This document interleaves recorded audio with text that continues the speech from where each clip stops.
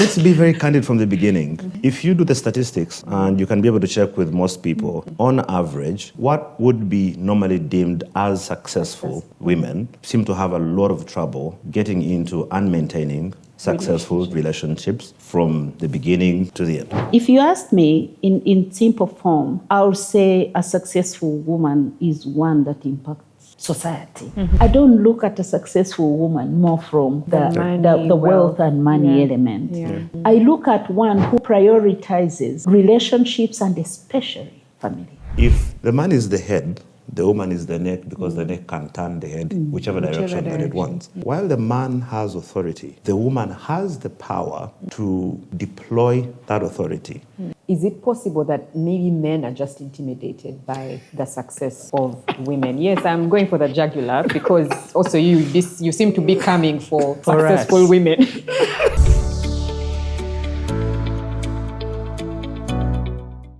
Hello and welcome back to Reality Check. I hope you have subscribed. I hope you have liked this channel.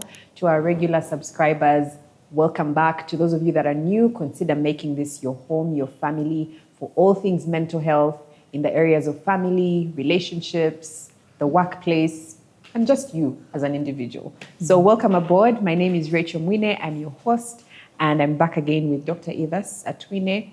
She is the founder of International Center for Mental Health and Family Care.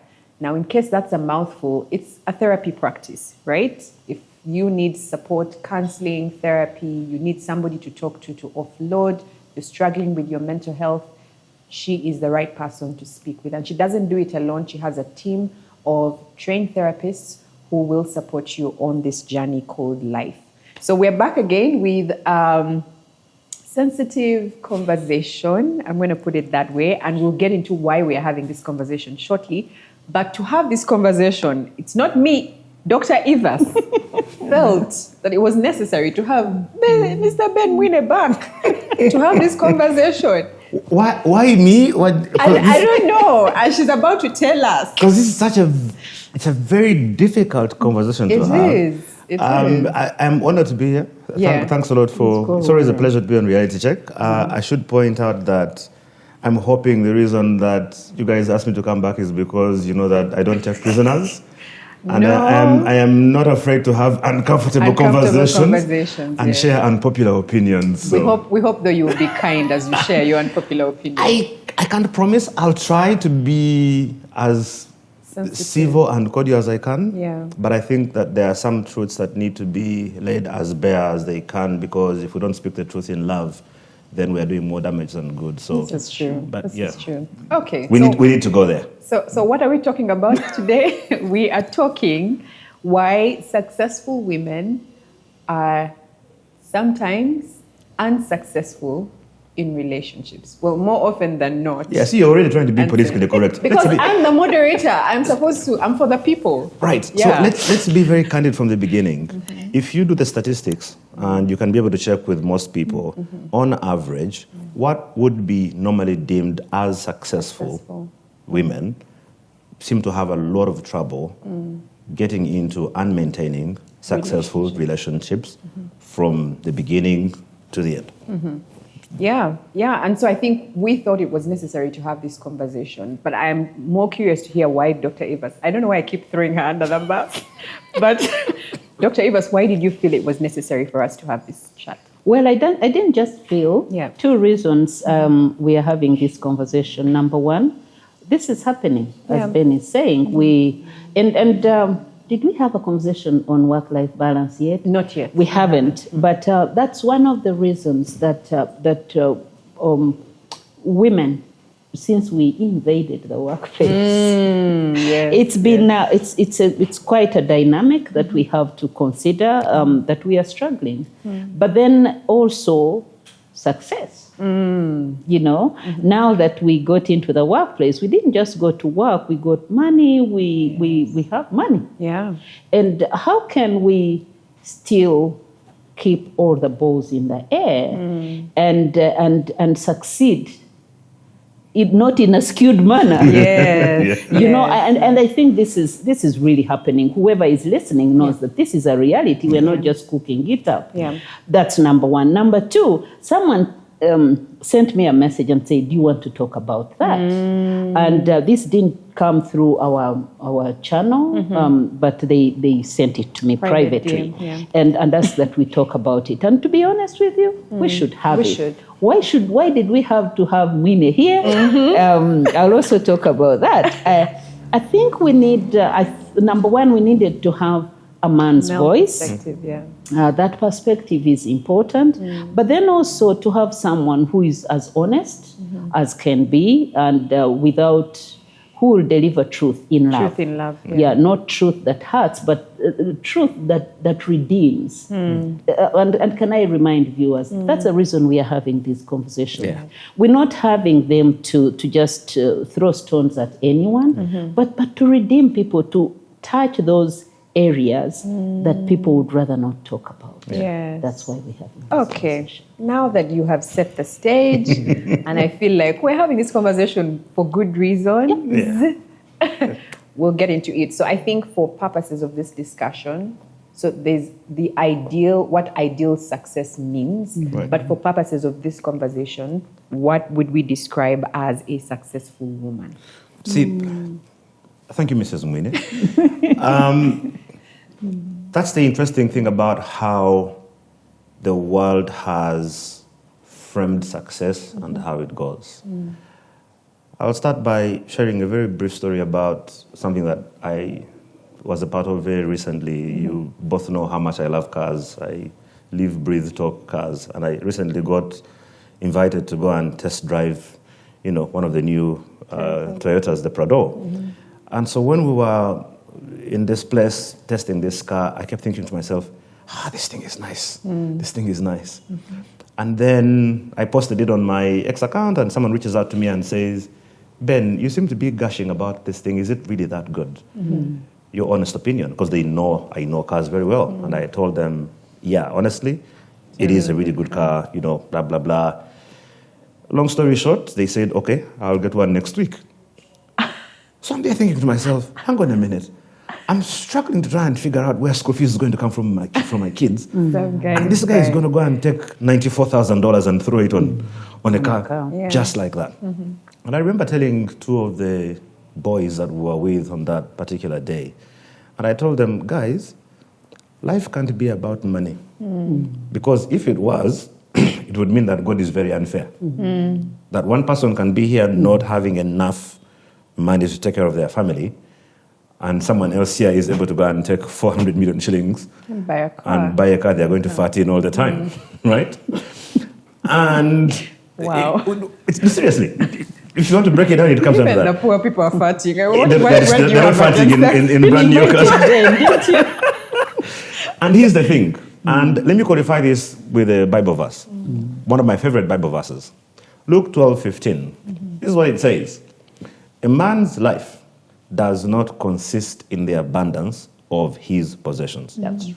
Do not measure your life based on what you have or don't have. We see this in the village. We've gone to the village together. When you show up in a nice four-wheel drive, they take you straight to the front of the church. And I'm thinking, no, guys, we've got it all wrong, right? Because if you measure success that way, there are so many things that you're going to miss out on. And unfortunately, and it's a good thing we're having this conversation, especially around women who are very successful, is that by the time you discover that you have been deceived and lied to, it is too late, and there is nothing you can do about it. Even as we have this conversation, there are women for whom it might be too late to redeem certain things, but there are many for whom there's an opportunity to understand how deceived you can be about what success really is and how to navigate it. And so I'll say this. When you think about a successful woman, people usually think Dr. Evas has her own practice, has made some good money, looks good, is a high flyer, is connected, is influential. That's what we define as success. What about my mother, who quit her well-paying government job back in the 80s and said, I'm going to go and raise my kids. And she has 6 boys. And one of them is standing here. He has a decent public profile. When I mention my name in most places, there will be at least one person who recognizes who I am. Where does that credit go in terms of what my mother did to get me to where I am? Where does credit go to Mommy Tibbs? People see Rachel. They see her on reality check. They see her on Bump Love. They've seen her on TV. They've seen her do all these incredible things. And they're gushing about, oh, I love Rachel. She's an incredible person. Who is giving credit to Mommy Tibbs, who is maybe 80% responsible for the person that you've become? Is she not successful because she doesn't have a GLE?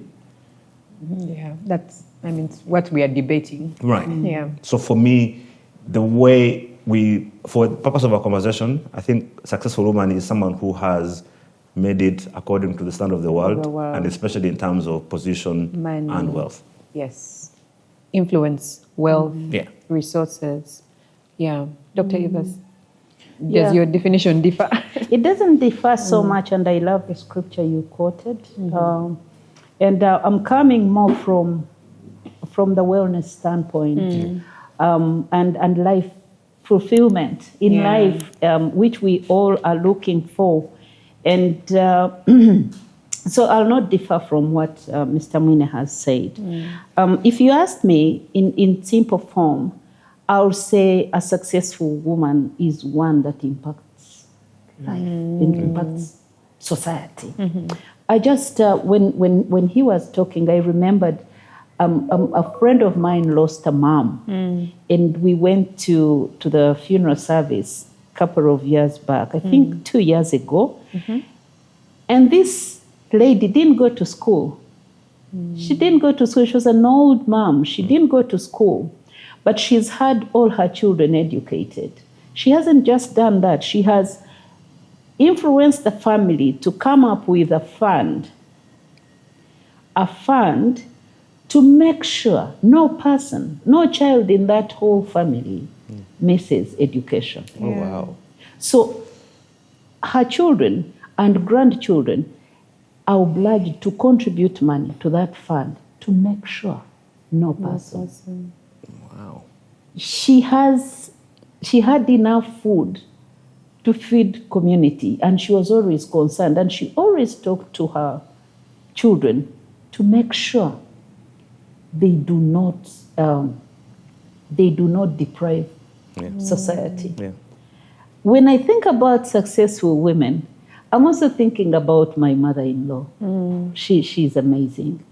I just shared over the weekend at a marriage conference about how that woman warms my heart. This woman thinks about other people. And I remember when my husband one time got a job in government, and my mother-in-law, we went to see her. Then she called both of us and addressed the son specifically and said, "You're getting into that position. Do not steal. Do not deprive other people." Wow. And to be honest with you, I was sharing about this, emphasizing the point that a parent can influence a child anytime, and especially a mom, the power of a mom. So to me, a successful woman is one who impacts society with all those values. I haven't talked about money yet. Yes. Because I'm thinking about, again, I'm coming from the standpoint of the power of a woman, especially our nurturing capabilities. We have the power to direct society on matters of care, on matters of compassion, on matters of life. We nurture that delicate part of life that is so important to drive humanity. And so if you ask me, I don't look at a successful woman more from the wealth and money element. No, I don't. I look at one who has really invested, number one, in relationships, right? The one who prioritizes relationships and especially family. Would you agree, though, Dr. Evers, that the world 99% of the time will not see your mother-in-law and this old lady you talked about as being successful. Yeah. They will see them Yes. as poor old women. No, actually, that's so true. I remember after that ceremony, we went out and I thought, wait a minute. This woman who didn't go to school has actually driven Yeah. the education agenda of her sphere of influence. Yeah. And I thought, I mean, if we had, now, and it's an irony because an uneducated woman is the one educating people. Yes. And then people who are educated are probably depriving others. But let's not go there. And calling her unsuccessful. And calling her unsuccessful and uncivilized and I don't know what else. But for me, that influence, a successful woman is the one who is going to have that positive influence on society. One that doesn't hold back and just look at herself, but pours into society and causes. There's something you mentioned there that I think, I was thinking we'll probably talk about it later, but this is a perfect time to bring it in. You talked about influence and power. I've been talking a little bit recently about the power that women have and the difference between power and authority as regards to genders. The way God made us, and I'd like us to agree that you cannot look at life outside of the confines of how it was designed. If, using car analogies, which is what I like to use, if you take your Land Cruiser, which is a diesel engine, right, and take it to a petrol station, and the pump attendant puts petrol in that Land Cruiser, you'll be able to drive for a few kilometers. But eventually what's going to happen, the engine will cough, it will splatter, it will die, and if you're unfortunate, that engine is completely ruined, you have to buy a new engine. This is the same thing with life. And while the world has tried really hard to ignore this fact, the truth of the matter is that God made life. He made it a certain way. He predetermined the way life works. When the Apostle Paul is giving instructions for life, and just give me 2 minutes to explain this.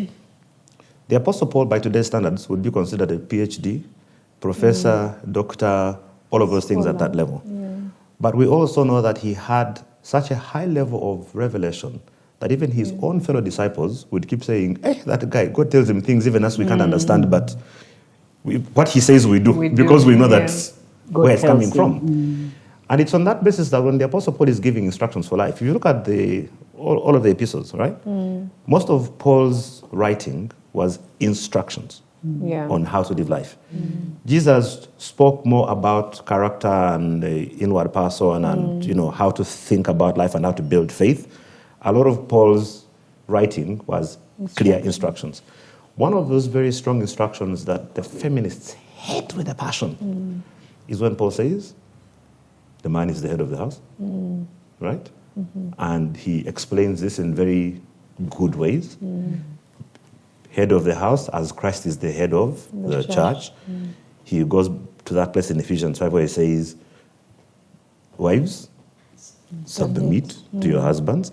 Husbands, love your wives as Christ loved the church and gave his life for it, right?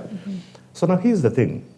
The way God made us as men and women is that men are built to lead, be gatherers, or be hunters, right? Be in authority. The women are designed to be the oil in the engine. If the man is the engine, the woman is the oil. If the man is the body, the woman is the blood. None of them is more important than the other. None of them can do without the other. But they must understand their roles and be comfortable in them. When you try to swap the way these things are, eventually you're going to suffer. There's a very good analogy that someone used where he said, if the man is the head, the woman is the neck, because the neck can turn the head whichever direction that it wants. When you understand that and go back to it, you understand that while the man has authority, the woman has the power to deploy that authority. And again, I think we've talked about this before, Esther and what she did. If Esther is not there, the Jews are dead. Yeah. She doesn't have authority. She has doesn't. power and influence over the person who has authority. King Herod, when John the Baptist is killed, he is killed because a woman has power over a man. Now, in our context, therefore, you find a situation where a lot of women now want to take that place where they want to have both the power and the authority. And unfortunately, they end up taking that into their relationships as well. So because I am Dr. Evas, I am the CEO, right? So when I go back home, I want to still go and behave like a CEO. That's going to be a problem. So are we saying that that's what's happening? Which, as I think about that question, I want to ask, is it possible that maybe men are just intimidated by the success of women? Yes, I'm going for the jugular because also you seem to be coming for successful us. women. It's coming for us. For us, yes. And I like both your submissions on what the ideal successful woman would look like. Yeah. Or maybe success means different things for many of us. And I think as you grow older, you realize that certain things may not necessarily be success. So for the sake of this conversation, we are saying a successful woman is someone who has made some decent amount of money, they have some sort of influence, they have some sort of power, maybe they're CEO, manager, or leading their organization. That's the woman we are talking about. That's the woman we are talking about. Right. And so you are saying that some women want to be CEOs both in the workplace and when they come home, they still carry that authority and power. Right. And that's starting to cause issues. But is it possible that maybe some men are just intimidated and they don't want to have to deal with that power struggle? Can I just absolutely. Can I save Ben for a moment? And Ben, He doesn't need saving. I'm coming. It's fine. Bring it. I think Ben, that question, please keep Pack it for- processing okay. as I answer Rachel. I think what Ben is bringing out is the fact that we have power. We also have authority. Yeah. The issue is we have different sectors of life. I don't know whether calling it sectors of life is the thing. Let's go with that. Because if I was just thinking about the different sectors of society, there is family, there is governance, there is economy, there is all that. Yeah. Those sectors are supposed to work together. But you all have to know what matters most. Yeah. Now, when Ben was sharing, and I think you also mentioned it, and you mentioned something that really touched my heart, and he said, as we grow older, we realize. The reason we are having this conversation is that we don't want people to get older, and then they realize they actually missed it, right? Now, we're having this conversation so people can give priority to first things first. Yeah.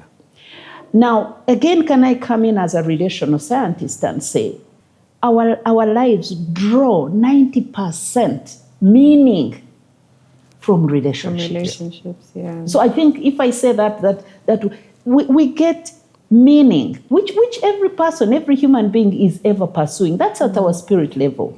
We are ever looking for meaning, relevance in life, and that's the thing. Now, all these other things are additions. But that meaning and fulfillment, and that's what we are always looking for. Now, that 90% of it is from where? From relationships. So if we talk about success, if I was to answer you straight, Rachel, when we are speaking English, sometimes I hate English because we just say things and we go around in circles. But just I don't want to be politically right or anything. Yeah. I'm saying relationships should be number one. Yeah. Because ultimately, if we pay attention to relationships here, even when we grow, we're going to be fulfilled. Because as we grow, we actually need less of material things. Yeah. I hope people who have grown, when people are still younger, they say, yes, I have to get this, get that. which is okay. If you get it, okay, but you're still balancing relationships. That's absolutely okay. Yeah. But the thing is, why when we grow, we realize, oh, I missed it. Yeah.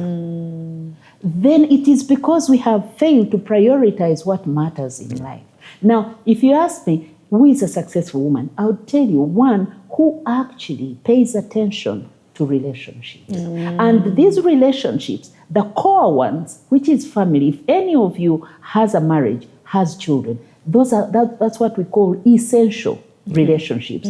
Anyone who was a worker during COVID lockdown, you will testify or you will connect with this and know that during COVID lockdown, there were essential workers, there were non-essential workers. All of us were workers. I was an essential worker because I was providing mental health support. Yeah. But I want to tell you, there are relationships, but there are also essential core relationships. So a woman, a successful woman, whether working or not, what we are talking about, who is able to prioritize relationships, those relationships, that's a successful woman. Yeah, no, absolutely. And so, it's that whole concept of, do we understand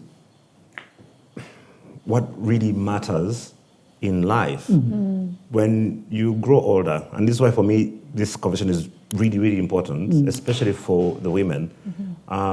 And I'll give you one or two quick examples, and then we can talk about men feeling intimidated, which to a certain extent might happen, but also there's a context for that. I like to tell my young female friends that the best thing that can ever happen to you as a woman is to become a mother. Both of you are mothers. You know this. I also tell them that it's not something you can explain in English. There is no way you can explain to someone who doesn't have a child what it means to be a mother or a father. Now, granted, there are people for whom this might not happen. It doesn't take away fulfillment for them. They can be able to find that based on... And again, I'm assuming that the foundation of our conversation is built on the strength that we know that God is the first relationship and it's the non-negotiable. So everything that we're talking about sits on that, what's the word? Musinji, right? Foundation. The foundation that we're talking about is the fact that you understand that you are made by God, He made you for a purpose, and that you're going to go and find that purpose and find fulfillment in that purpose. After that, a friend of mine, we were away for an event, and this friend of mine was talking very vehemently about how for them, children are absolute no-no. They are an encumbrance. They are too much work. They are a burden. And I told her, all the things you're saying are true. Children are work. They can feel like a burden. They are a responsibility. I said, but you will never understand how far all those things get outweighed by the fulfillment and joy from being a parent. And I prayed for this person and I said, by this time next year, you will have a child. I know for a fact that I was in the prophetic in that moment because it came out of nowhere. And guess what? A year later, she has a child. And up to now, every time I see her, I'm like, so, but you didn't want children. Can we have that conversation? Says, Ben, shut up, shut up, shut up. Her entire life hinges around this beautiful being, an individual. And there's a lot of women, as we talk about success now, and which is why for me this point is very, very important. There's a lot of women who feel like, one, I don't need a man. I've made my money, I can be happy, I can go on holidays around the world and do whatever, live my life to the fullest. Also, I don't need kids. For what? Too much work, all of those things, blah, blah, blah, blah. When you turn 50, and 55, and 60, and 65, and you've made $1 million, and it's sitting in your account here in the bank, but you have now crossed the point where it's going to be difficult for you to have children. Realistically. Then what? Right? Because as Dr. Evers will tell you, because she's very close to that place, And I know she won't admit it on camera, but I know she has friends who are in that thing we're talking about.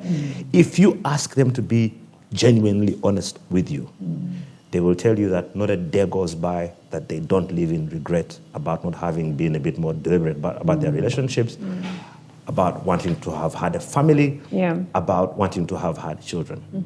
The world has tried to convince us that family is not the end-all, be-all, that you can live a properly fulfilled life without having a family, and that is true to a certain extent. But by and large, as Dr. Evers is saying, the way God made us is that we're relational beings, and the highest form of relationship is always going to be in a family. And if you have an opportunity to be able to find that, you want to chase it. The main reason that most people will not do this, and I'm an example, you know my story. I never wanted children because the honest truth is that I was very selfish, right? Because children, they take away your life. Once you become a parent, you cease to exist as an individual. Your life is about your children. You're thinking about them. I'm always hearing Dr. Evers talking about, my daughter this, my son this, my daughter that. And I'm like, oh, look at her, right? You cease to exist as a person in a very big sense of the word. And your life is now about, as you said, godly legacy. The reason that God put the systems in place for continuity, for us to pass on things to the next generation. And so if you have an opportunity to be able to do that, you want to maximize that, not because you've been deceived by the world in terms of what success is. And my hope is that we can be able to have an honest conversation for someone, even if just that one woman, to change the way she thinks about this and go out there and start a family and have beautiful babies, as many of them as possible, and find out what it is to be successful as a mother, as a wife, and all of those things. So again, are men intimidated by high achievers, high achieving women? I feel like you are skirting around my question. So yes, they are to a certain extent, because the way a man is built is that a man is maybe 98% ego, right? The way we behave is that we've been designed to be in place of leadership, even if it's at the smallest level. We are designed to be like that. The way the world works at the moment is that leadership is determined by how much is in the bank account and who controls the bank account. Which is wrong. Of course. Yeah, right? we're saying it's wrong. But it happens. Now, when the woman, and this is what happens in many cases, keeps reminding the man that, excuse me, sir, you have failed your obligations as a man. I'm the one who now wears the pants and holds the ATM card. Sit down and be humble. Lol. What do you think that does? There are women who are doing this? I wonder. Yes, what do you think? What do you think that does to a man? And I'll tell you my example very quickly. By the time we got married, we literally had no money. We had to depend on Rachel's salary for the longest time. Up to this moment, right? Almost maybe 80% of our bills at the moment are being taken care of by my wife because of, I've talked about my debt issues and how I dug this ditch for ourselves. And I'm not intimidated because my wife has not given me the impression that I am less of a man because I'm not able to provide for my family the way I'm supposed to. I've at no point ever in the 11 years that we've been married have I felt inadequate. What I get instead, Dr. Evers, is this woman every day saying, I am praying for you. I support you. I am with you. I'll be there out of the blue and Rachel will send me $100K. I'm like, what's that for? She's like, yeah, just. So I give you Kameza man. Thank you very much. But I have suffered. Yeah, I hope you see the things I'm going through. Rachel, we pray for you. We do pray for you. And I keep saying, to people, I know that at some point, I am a fairly resourceful person. I am still young enough-ish. And I know that at some point, things will turn, big break will come, something will happen, and I will spoil this woman rotten. That's right. But what she's been able to do at the moment is give me the confidence to say, you know what? I believe in you. You got this. You are my leader. I am depending on you. Right? How many women are able to do that when they're in that position? That's right. And what does it do to a man when they are constantly being reminded? I think we had a story when we had the Good Wife recently, about a couple where the woman basically comes and tells the man, "You are useless," because the man has lost his job. Something that is not in his control. And the one place where she should be getting support to spur him on to go and hunt and gather and check, the man is being told, "What kind of man are you? What do you think that you're the psychologist?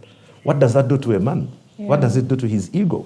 How does he recover from? How can he even begin to go and start to create ideas and look for things if he's being treated like that in the one place where he's supposed to find solace?" No, that's the thing. I just want to qualify that question, and I want you to answer it. Is what is it that men are looking for in relationships and in women that they may struggle to find in a high achiever or what we are calling a successful woman today? So look, I think so that's actually what I was coming in to say. I think the world lost it when they put a man's value, they tag the man's value to money. Yeah. Which we have done. Which you have done. And I think the biggest damage the world has made to family relationships is to attach a man's value to money. Yeah. That's dangerous. Yeah. Because what you were talking about, Ben, that you don't have, Rachel will send you 100,000 and you're okay with it. This is a heart issue. So the kind of attitude we've attached to money is going to determine our happiness in life. Yeah. And I've always said to people that if your biggest wealth in life is money, then you're the poorest of the poor. This is true. Please repeat that. True. Please repeat that. No, seriously. If your biggest wealth in life is money, then you should consider yourself among the poorest. Wow. Because money is just a small thing. And that's what I was saying, that if we understand that life is about different sectors, but then there is something that matters most. Yeah. And so if we look at money as servicing life, if we look at our positions, for instance, what I learned from the work I do, I also apply it. Not impose myself onto my husband that I'm so important. Because when you think about it, what does it even mean? What does it mean? I've always asked people, do you ever evaluate and challenge your perspectives? Yeah. Do you ever subject your thought processes?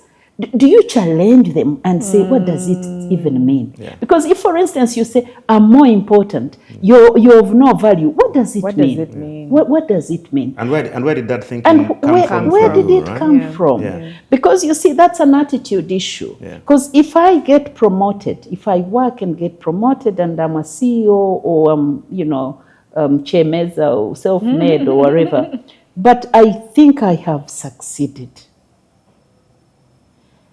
is that a reason for me to kill my husband? Because it's either or. So I think there is a problem that men have believed that their value is tagged to money. Yeah. Some women, not all, have also believed that their value, the value of their husbands, is tagged to money. Yeah. But also, listen to this. Also, women are shocked that they have money. Yes. And that they've succeeded. They don't know what to do be with honest themselves. with you, because why are you shocked that you are a CEO? Why are you shocked that you're successful in the governance or economy sectors? Why does that shock you? Because you see, we had a conversation yesterday and with someone who really blessed me, and he mentioned something to the effect that one of the reasons, for instance, and I'm not political, one of the reasons we are suffering with grabbers, with high-level corruption, is because we have first-generation wealth creators. People are shocked that they can have money. And so when they have money, they just get out of, they can no longer fit in their skins, and they are just doing unbelievable treacherous things. So that's exactly what happens, Ben. Let me just finish this. So why those three things? Men are thinking they are only money makers. Women think they are married to ATMs, And then women are shocked to be successful. And so when they are successful, they are saying, you man, why aren't you successful? Why aren't you as successful? What do I need you for? What do I need you for? But you see, you cannot replace this with this. This is a relationship. This is foundational. In my previous conversations, Rachel, you've heard me say that actually part of our success in the public sphere is informed by our personal relationships. Correct. And that's what it is. So if I have peace at home and I'm relating with my family well, I have a sense of purpose with my children and all that, I'm going to excel. This is psychology. So we are not detached from here and then we say, I don't need you because I have money. The question is, for what? You have For money what? for what? I am successful because now I'm a minister. Can you imagine I'm a minister? Yes, you can see. But how does that replace your private relationships? Your what we call personal life. So you can't get these little moving parts to replace your personal life. That can't happen. That's why people are frustrated later on in life. And we see quite a lot. We do hear stories. We have other stories of supposedly powerful women who end up failing in their relationships at home, and they will try and put on this bravado, this show in public and everything. But you clearly know, you can see it in their eyes that they are depressed, that they are beaten down, because when you go back home, ultimately the way God made you is that if God has given you a husband, that is someone that you're supposed to look up to and respect and lean on and depend on. If you're not doing that, there's going to be some bit of emptiness. We constantly forget, Dr. Evers, Mrs. Mwine, that the devil is real. And that the devil's scheme has always been to destroy God's biggest assets. God's biggest asset on this planet is family. I hope we agree on that. Yes, we do. God's biggest asset on this planet is family. The devil is going to attack that in every way he can. He won't come at it directly most times. He's trying to do it with homosexuality. That's one angle. When you're in a war, you have what are called battlefronts, and you approach a war from different battlefronts. So the devil will come at you from different battlefronts. The one of the homosexuality we know very clearly. That, I mean, it's just absolute ridiculousness, what he's trying to do, and it's so blatant. What he then does is now hit it from the other two fronts that, for me, I think people have completely missed. One is divorce, and what he does to try and make sure that that happens, to break up the families. The other one is the deception, where for the longest time, the devil, through whatever agents he used, crafted this whole narrative that a woman's place is in the kitchen, therefore she's inferior, therefore... And he did it so well that now when the feminists came to hit back and fight all of these things, they literally threw out the baby with the bathwater. We know from the beginning of time that the influence and power that a woman has been predefined in Proverbs 31. When you read Proverbs 31 about the woman that is in there, and I think we've shared it on the last time I was on the show here, the Proverbs 31 woman is a successful businesswoman. She is respected in society. In fact, her husband simply goes and chills at the kafunda and says, "Have you seen my wife?" He's known in and if you don't believe this, go read Proverbs 31 and see what it says about this woman. Her children call her blessed. She gathers, she puts things in order, she's in charge of her family, she makes money, she saves money, she provides, she does all of these things. When the devil now comes and deceives us that the woman is now inferior and begins to put this in men's minds as well, you end up in a situation all of a sudden where, like Dr. Eva said, when a woman has money, she gets shocked. And therefore now, she must drum this thing home and say, I have arrived, here I am. And arrived where? So for me, that's where I have a problem. Keep challenging, arrived where? Where? And what does that mean? And I've also said on this forum, Rachel, that we need to challenge some of these beliefs, notions. Where did they come from? Where is that taking Thank me? you. Where is that taking me? Thank you. Ultimately, what? Yeah. You see, That is very important. Yeah. Because if you get, all of us can earn money, all of us can achieve positions. Positions can come and go, money can come and go. Yeah. But there are certain things that have a sustained nature of happiness. Yeah. And speaking once again as a psychologist, I'm sure people will attest to this, that the happiness we get from a little achievement is not as sustained as what we get from relationships. Absolutely. If we nurture them. Absolutely. So that's why relationships give us a higher percentage of happiness considered, rather in comparison to these moving parts. The money. We should put it on record that we're not saying money is a bad thing. No. We're not saying that money won't help make the relationships better. 100%. It will make life easier, it will create convenience, but it can't be the ultimate thing. Yeah. But also, Ben, can we also make it clear that these things are servicing relationships? Thank you. Yes. They are not the relationship. They're not the relationship. My husband celebrates me in small and big ways. He really celebrates what I do. He affirms what I do. He validates me. He encourages me. One of the reasons I'm doing the work I'm doing is that I feel his support. I just love it.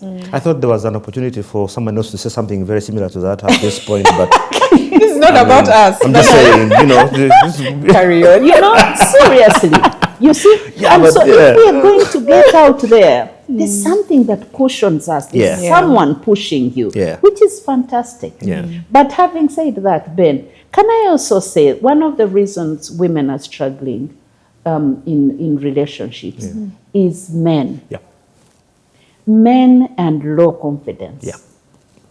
To be honest with you, this is a big thing. I agree. It's not small. It's men who have no confidence. I know that there are some women, well-meaning women who want to sustain their marriages, who have no problems respecting their husbands, who have no problem really investing in their marriages. But because they are married to an insecure man who doesn't know how to live with a so-called successful woman. And I'm sure you have heard me say this, Rachel, I have always challenged men. Are you ready? Because where the world is going, you're going not to have a choice, but to sleep with a CEO woman, to sleep with a professor woman, to share a bedroom with a minister, with an MP, where and people all this. call her honorable and they don't realize that you're there. And sometimes I've always challenged Ben, you're educating your daughters to go where? Why do you struggle with all this insecurity? Your wife has done nothing really to hurt you, but because you're insecure. So I think we also need to amplify that. Can I speak into that for a moment? Because as a man, I think I can speak fairly confidently on where that comes from. And it's a very basic and simple thing. Pride. At the very basic core of it, it is simply pride. I had a situation just this week, actually, and I think I told my wife about this, where at work, right? Normally, I'm supposed to be a very resourceful person. I'm one of those people who pays attention to detail. Like I will be the go-to guy. If you need ideas, if you need a connection, if you need something done, Ben is the fixer, right? And so in this particular situation, again, because of stress, you're thinking about all these things, I dropped the ball on something at work that should have been very important. And when this gets called out, right? And so my boss goes and says, Ben, what the hell happened here? I already knew. And I go and sit down and say, look, listen, I dropped the ball on this. I should have seen this. I should have been able to catch it early. And I didn't. And I take full responsibility for it. There's no two ways about it. The average man will never do that. They will find a way of defending themselves. Especially if it's with a woman. Especially if it's in with the relationship. And we do that a lot, right?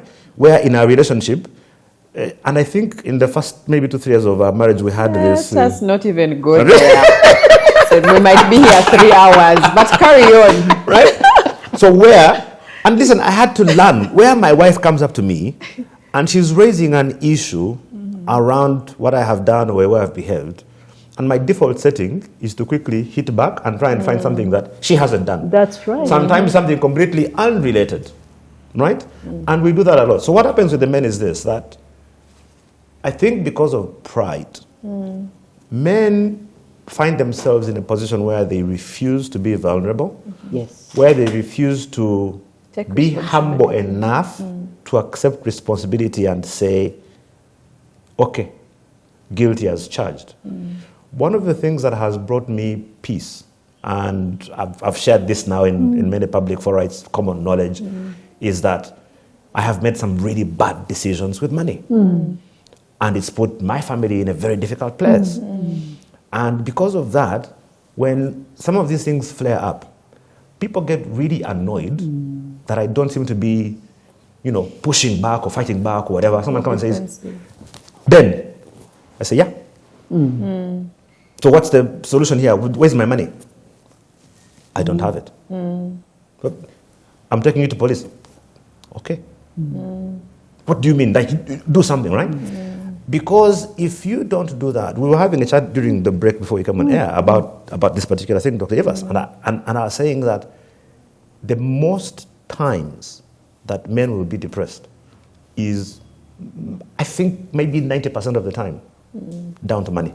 Finances, That's true. Or lack of. Yeah. Unnecessarily so. A man's life does not consist in the abundance of his Of possessions. money. Yes. At some point, I have told my wife, okay, the way things are, if worst comes to worst, Jeremiah and Micah might sit at home for another 6 months if the school fees is not there. Can we have that conversation and be ready and see how we are going to manage that? You see that? Do you know why? Yeah. I am not going to lose sleep over something that I currently have no control over because it won't change anything. That's right. And interestingly, Jesus told us about these things. He told us very, very clearly. He said, do not worry about what you will wear, what you will eat, what you will drink. And Matthew 6, I would recommend that for every man, take time. Go read Matthew 6 from the beginning to the end. Read it again and again and read it 25 times. Because you'll understand that Jesus basically said, and I love how he crowned this sermon of his. He says, don't worry about tomorrow. Tomorrow will take care of Take care itself. of itself. And so what I do now, and my wife knows this very well, there are days which will be hard. And like, you know what? We're just talking about it today, like, today has died. Or if you say, today has died. Has died, yes. You go to sleep, and you say, tomorrow, We'll try again. we go again. If you insist on carrying all of your burdens across the days, who do you think you are? You're the psychologist. Yeah. How much damage are you doing to your spirit? How much damage are you doing to your soul? How much damage are you doing to your body? Right. We talked about this at the Good Wife meetup about the scientific and biological implications of depression in That's your right. body. Yeah. And so I said, the one thing that I can at least do is kiss my wife and tell my sons I love them and make sure that they have a good experience. And then we sleep. And then tomorrow, we go again. That's the thing. But how many men have that confidence? And I think we want to emphasize that, while women have also stepped out of their skin, some, Yeah. Some, yeah. because of success, skewed success, also men are struggling. Yeah. Yeah. And we are saying, again, I'll speak as a coach, as a life coach, to say, in every step of life, or at every stage in life, we're going to realize we need tools to use. Yeah. There are That's moments true. when you need to use more of humility. Yeah.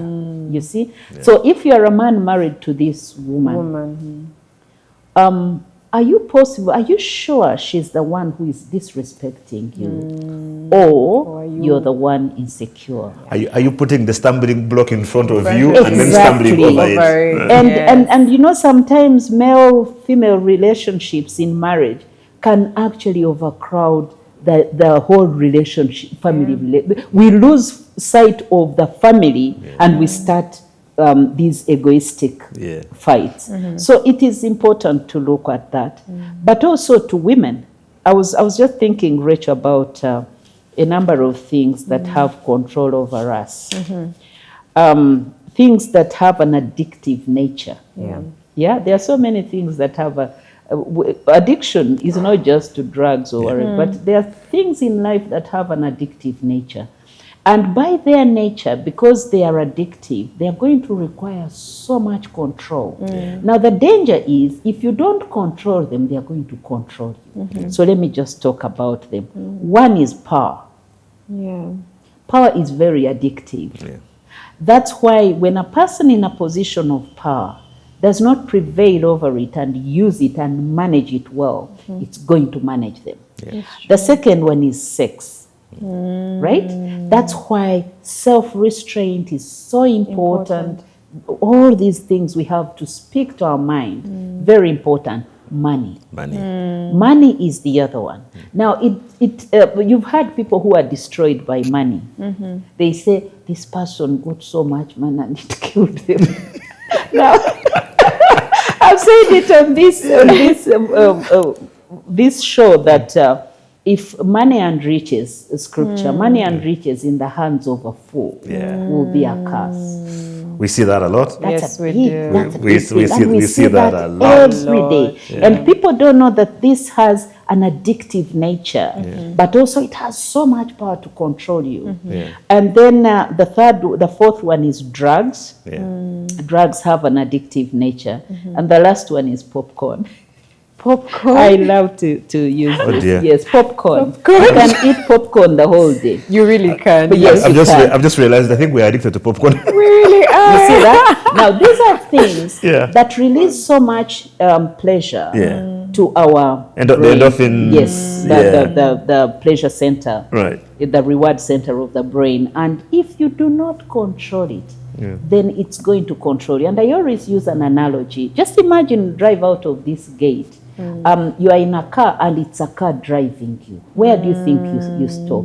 Nowhere good, that's for sure. You see that? Now, women who do not know how to put some of these things in perspective, in the bigger picture, who do not consider that the money, the positions, all this is actually, it is okay for me to have it first and foremost, but also it doesn't replace. It actually facilitates my relationships. I wanted to ask something. Yes. Because I can only speak from the perspective of the men, which is why I can authoritatively say that the bulk of the problems that men have with dealing with successful women will be because of pride. And that the main reason that men will be depressed is because of lack of money or inability to provide for their families. That I can say because I'm a man. I don't understand women.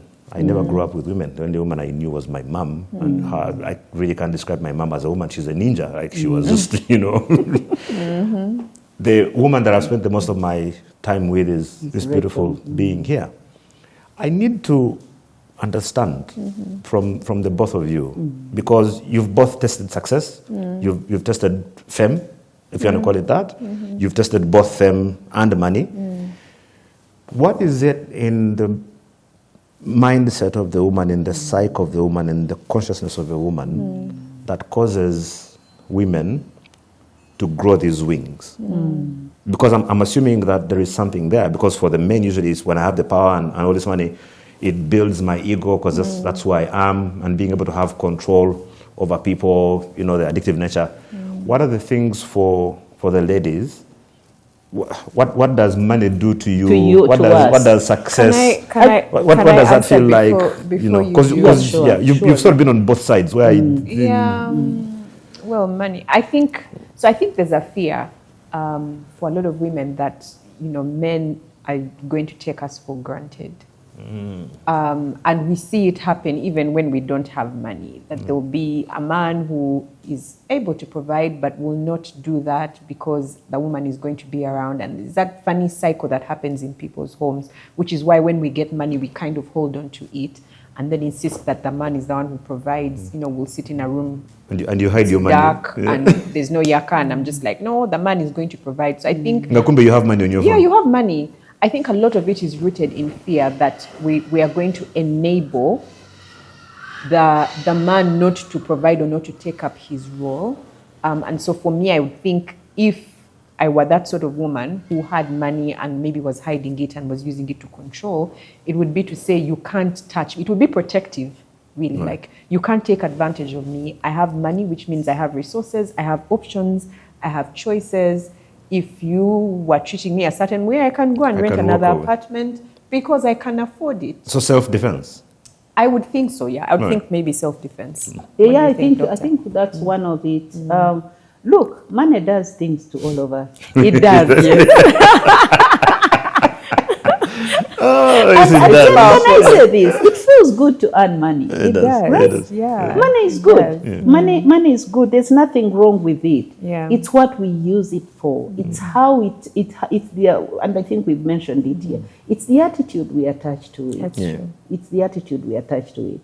Because, I mean, I just, what you have asked Ben, what is in the mind of a woman who is doing that? It comes from different places. Some women are attached to a cultural stereotype that it's a man to provide. Is that, yes. And I think I've also said it here, Rachel, that provision has been narrowed down to finances only.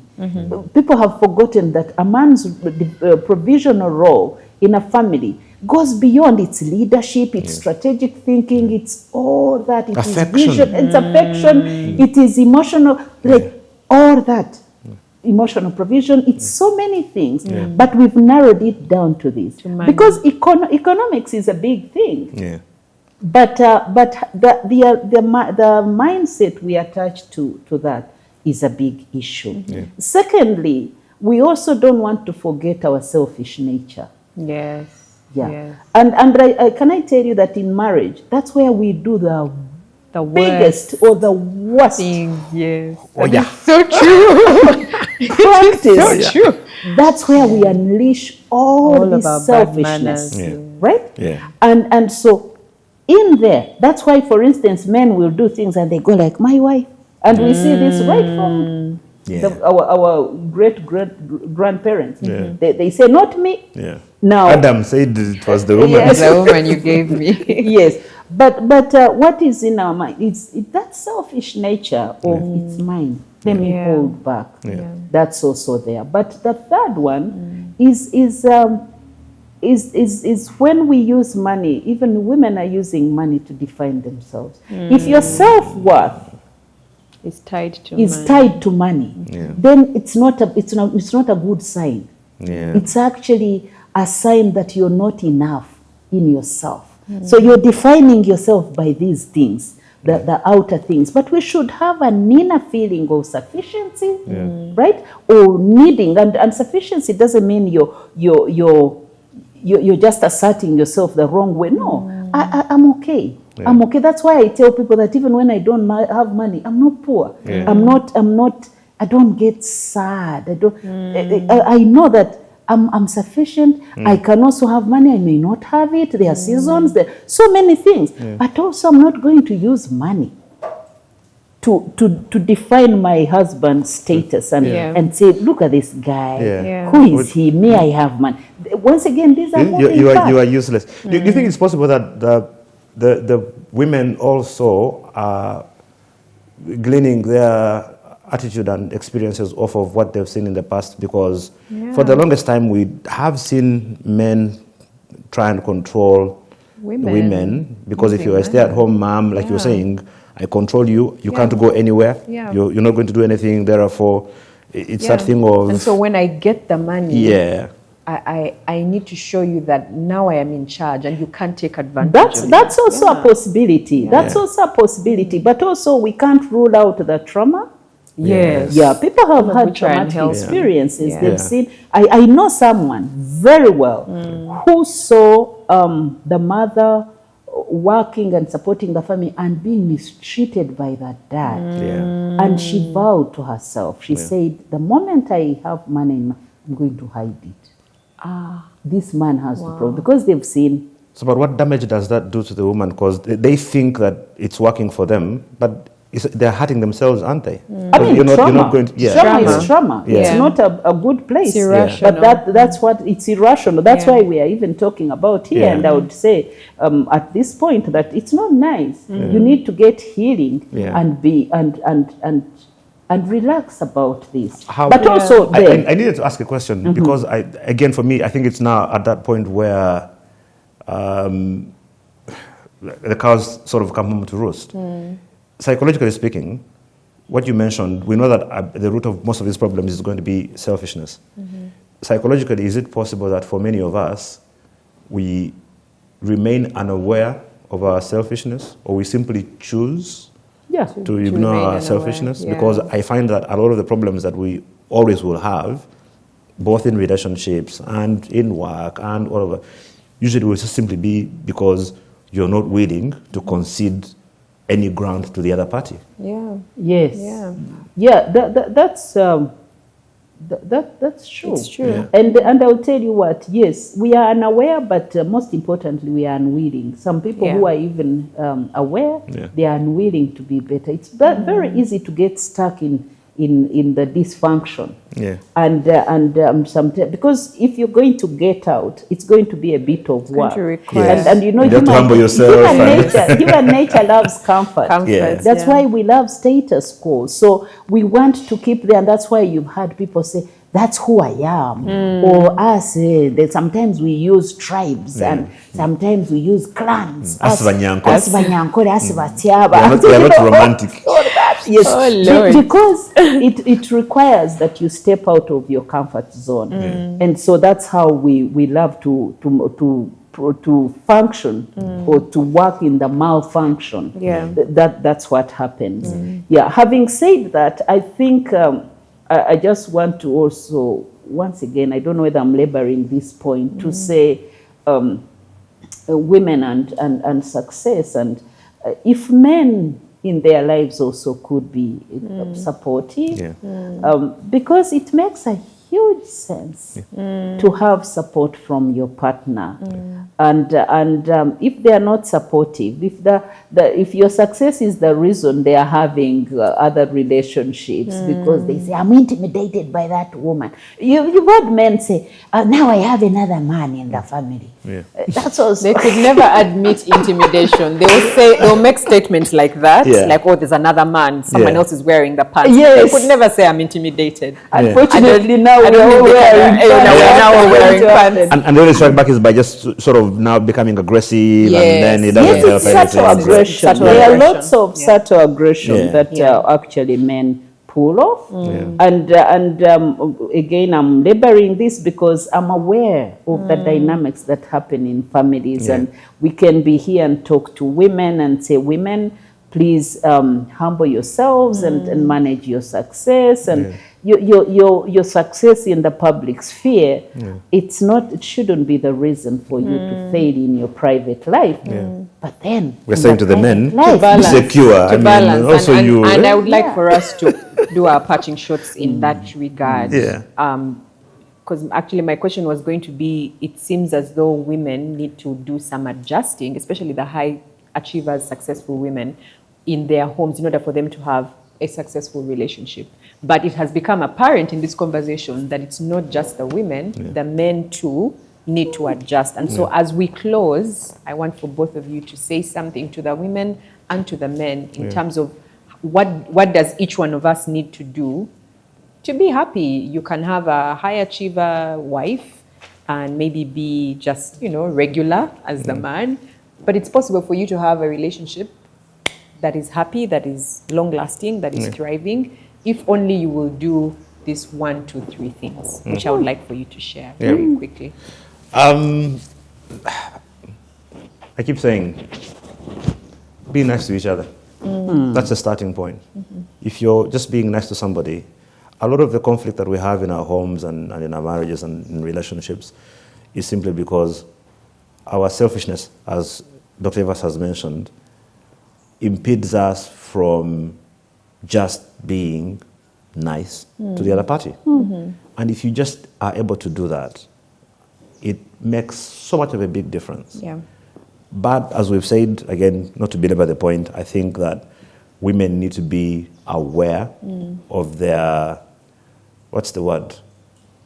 Predisposition or propensity to be easily controlled by power. And money, as Dr. Evans has said, which in many cases leads to them using sex as a weapon. Of how do you touch me, please? I am, which now then will lead the man to go and become even more insecure, and then it's a downward spiral from there. And then for the men, I think for me it's a very simple thing. You're not defined by what you have or don't have. You need to be secure in who you are. You need to find out who you are in God. All of the great men in the Bible, and I'll finish with this, all the great men in the Bible had to go through character building. Character building, unfortunately, sometimes can be an entire lifetime.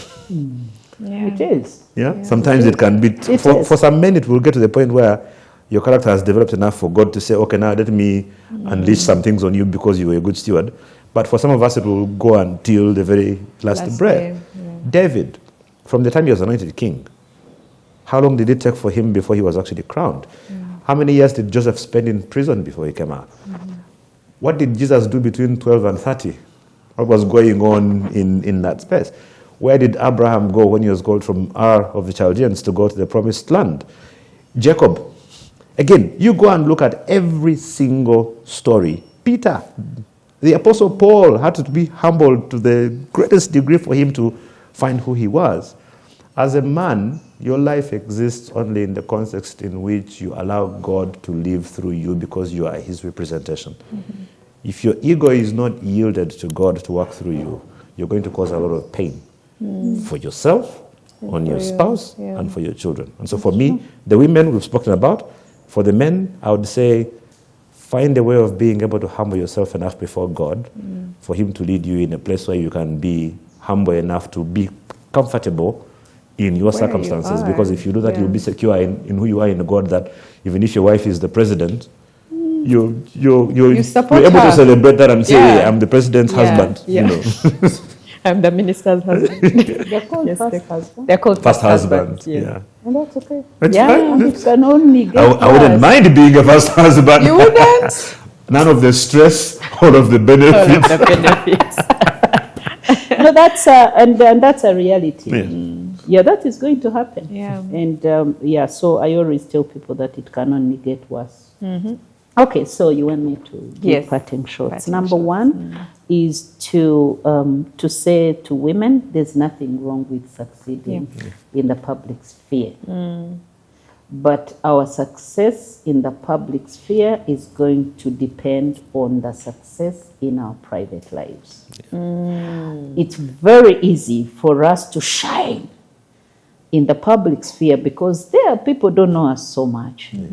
You know, I can succeed as a marriage therapist, but how am I doing? How are you doing at home? So our personal lives hold a big position in our sustained success. And I want to emphasize sustained success. So let's not be deceived by seasonal, momentary success. Some kamani. And then you get out of your skin. Please don't, women who are listening. It's very important that we have a holistic nature of success. If it is skewed, it's going to hurt you later on in life, and I've seen so many. When you're 65 years old and you're rich and lonely and miserable. Because, by the way, we are seeing so many people die of loneliness later on, and not lack of money or money to treat them. So relational science is important. Let's invest in relationships. Number two, it's possible for women to succeed and still keep humble. It is. These principles are important. You're here. We have SI unit. I wish I could do better, but I don't want to look stupid and to behave a certain way just because what is money? I need to utilize money to service life.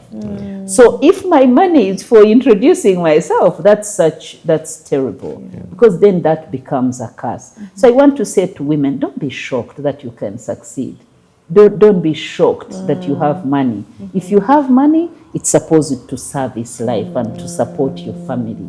Number 3, that it shouldn't be the reason when we succeed and have positions and have money, it shouldn't be the reason to disrespect your husband. Not at all. You see, because these are 2 different things. It's governance or it's economy and private relationships. So these relationships are important and they need to be given up, to be accorded that level of importance. I've already talked to men. Please, men, be nice to women who are succeeding. Don't be the reason why your partner is limping in whatever position of service. Just because the man can't work on their ego. Come on. That ego is God didn't put it there to be an impediment, to be a problem, to be a stumbling block for life. No, he put it there for leadership. I loved that you did that. You talked about it's for leadership, and leadership, that's important. I've told women that at some point they need to massage your ego. Sometimes they need to ignore it. Yes. But that's a Wisdom to know that difference. Yes, and the wisdom to know the difference. Because when you realize this is really getting out of hand, it's the only thing that you have to let him be like a child who's throwing a tantrum. Yes, I'll come back to you. Yes, but I know that's a different conversation. Now, but my point is, please don't be the reason why your wife can't serve. Yeah. You see, don't be the reason. Should be her because biggest you're cheerleader. struggling. You know. Come on. Because you're if you're struggling with certain things, do you know some of the things we have to work on them ourselves? It has nothing to do with our partners. So if you're feeling bad about yourself, you haven't succeeded, sorry, deal with it.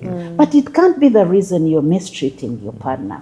Finally, I want to remind people about what we call the wheel of life. The wheel of life, and I want those who are viewing us, please go check it out. The wheel of life is a tool that helps us to know that life is a bit of this, a bit of that, a bit of that, a bit of this, a bit of that.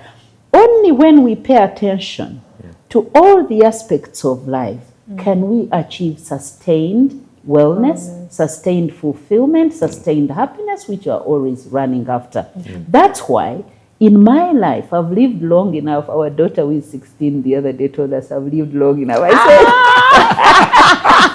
said, you got jokes? Yes, right? But I've lived long enough. And in my work as a therapist, I've seen people empty. Absolutely empty amidst plenty. Yes. Empty. And so I pray that no one succumbs to that. That we don't succumb to just pulling out this little aspect of I have money, or I've succeeded, I'm in a position, and you pull it out of the wheel of life and you run with it, and all the other aspects are ignored. That is going to be a time bomb. So you need to pay attention to that and make sure that as we live, we pay attention to all the other aspects of the wheel of life. Then we shall make it. And did I say finally? Finally. We have to keep an end in mind. Because when you pay attention to all the aspects of the wheel of life, you're looking at an end. And I love what scripture says. What shall it benefit a man? If you gain the whole world, and that's actually what, if you gain the whole, and in the end. So we need to keep an end in life. In mind. In mind, rather. We have to keep it in mind and say, all these things, how will it look like? And again, as a life coach, I've always told people, please project your life. Don't just get lost here. Look at how your life is going to look like. I'm now turning age, what? Should I talk about 30 small. 37. 37. But at age 50 and above, I want to tell you life changes. So we use the timeline model to help people project life. The things you're doing today are going to have an implication on how you 20 years from like now. 20 years from now. So if you're just playing games, doing things, breaking your relationships, you don't care, this is going to play out in your life. And can I say, people, life is not short. Life is very long. I've heard people say life is short. Life is not short. You can shorten it and it turns out long, and it's going to be a problem. Turns out long.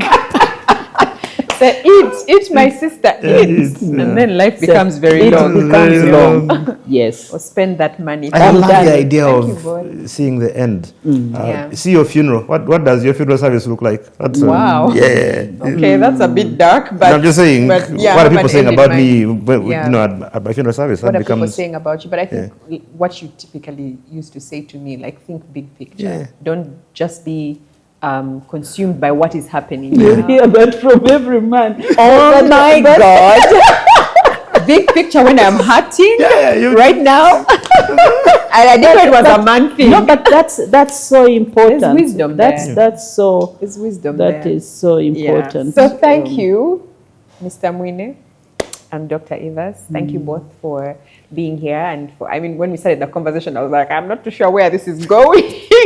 But I feel like we have made sense. Please let us know if we have made sense in the comment section. What has stood out for you? If you are ambitious, you're those very passionate women, you want to make money, I hope that you have picked something from this conversation. And you want to make money, but you also want to have a family. If you're that kind of person, I think this conversation might be very, very useful for you. Some of the things to do and not to do as you pursue both, you know, having a family and having success. Thank you for watching. We'll be back next week. Until then, stay well, stay healthy, keep it reality check, and don't forget to subscribe.